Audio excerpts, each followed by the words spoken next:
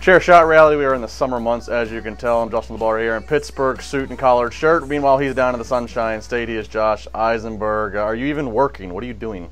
I'm not working, Justin. I am enjoying a finally long weekend off, but unfortunately, duty calls and you need me, so that's why I'm here making the time for you in my nice summer gear, as you can see.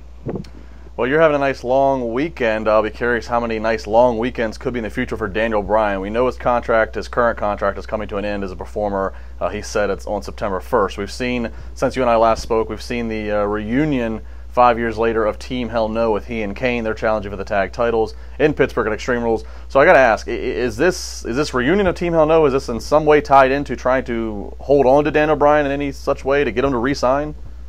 I'm not really sure. You know, the Daniel Bryan situation, I was very surprised to see him reunite with Kane and reforming Team Hell No. I don't know what this does to make him happy because, as we know, Daniel Bryan has always been the most successful as a singles performer, Justin. So when I look at things, he wants to face these guys that he's never faced before in WWE. You know, he wants to face the Shinsuke Nakamura's, he wants to face the AJ Styles and guys like that and have developed feuds with them. So I don't know if this is a way to keep Daniel Bryan around, but I do think it's creative saying we don't want to put Daniel Bryan versus The Miz right now or Daniel Bryan in the World Championship, so this is our next best option.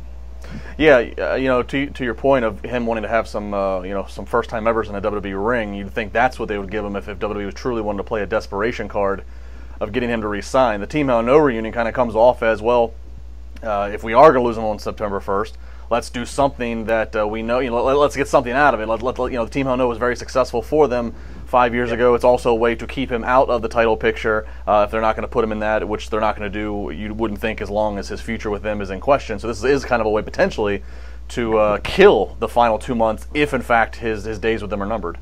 And I think my biggest question for you, Justin, is when does he face The Miz? You know, because that's the money feud that I think everybody needs to see in WWE, and it's been the most organically built feud, albeit him being on the sideline for 3 years. When does that happen?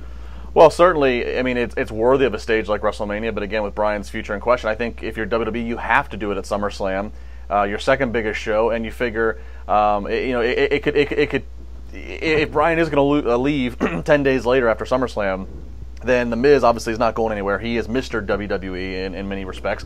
So you could have The Miz go over and look great, and that ups his stock, and they don't give a damn about Bryan once he leaves. Or potentially, if Bryan likes this story with he and Miz, if WWE can satisfy Bryan in terms of how the story gets told from now to SummerSlam, how it culminates, how the match goes, if the chemistry's there with he and Miz in the ring, then maybe that's something that helps persuade Bryan if there is any persuading needed to keep him. Yeah, and I think realistically, whenever you see Daniel Bryan and The Miz, their collision course, I do think the biggest stage of WrestleMania will be the best time. And you can say that feud has been nothing but organic and fantastic. People have wanted to see that for such a long time.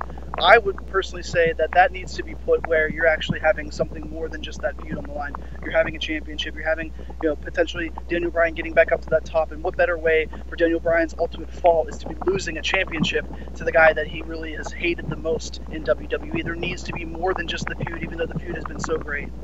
Does Kane turn on Bryan before this is all done?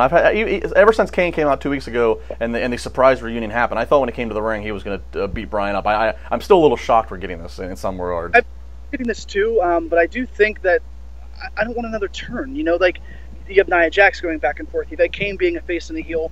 I didn't know what he was before he reunited with Daniel Bryan. Was he a face? Was he a heel? I'm not sure. Is he running from hair? But I do think that at the end of the day, it's going to be, I think they capture the tag team championships, to be honest with you. We'll talk more about that for the predictions next week. But I don't think it's a reason for Kane to turn on Daniel Bryan because we've already seen that, and that went over so poorly the first time. Well, and it'd be bad for his political career to set an example that he's stabbing his friends in the back so close to election time. So we'll have to see how it shakes out. Again, they are challenging for the titles here in Pittsburgh. We'll talk about that soon to come. We got more this weekend, though. We'll talk about the women's division. Is SmackDown going to outdo Ronda Rousey and Raw? And what about Brock Lesnar? A lot of rumors about whether he's going to be at SummerSlam or not. We'll talk about it all. Make sure you comment on the video. Hit up Josh Eisenberg 4. Hit up Justin LeBar on Twitter. We got more to come here. Chair Shot Reality on Wrestling Inc.